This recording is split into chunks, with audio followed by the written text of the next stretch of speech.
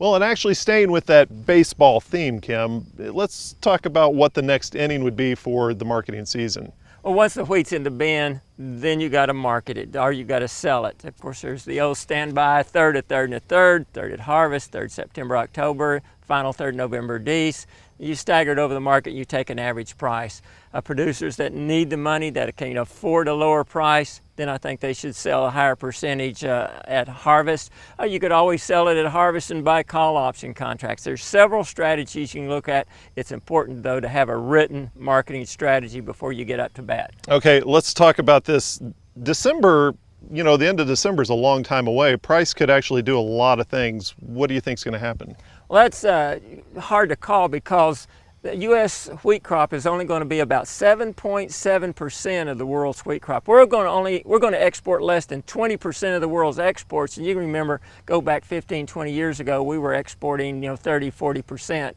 So what we're looking at there, with the foreign crops coming in the August-September time period, if those come in above expectations, we could see price at this level or lower.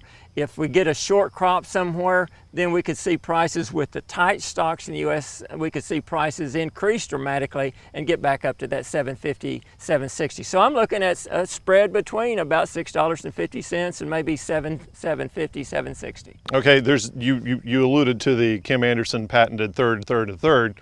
Of those three, which one would you recommend? Well, that's going to depend on my financial position and the risk that I can afford to take. Given that the price is going to depend on foreign crops, I think if I've got to have the funds, I'm going to go ahead and sell my crop. It's going to cost me 40 or 50 cents if I come in with options, something like that. But I'm probably going to sell at least half of it if I can't afford the risk.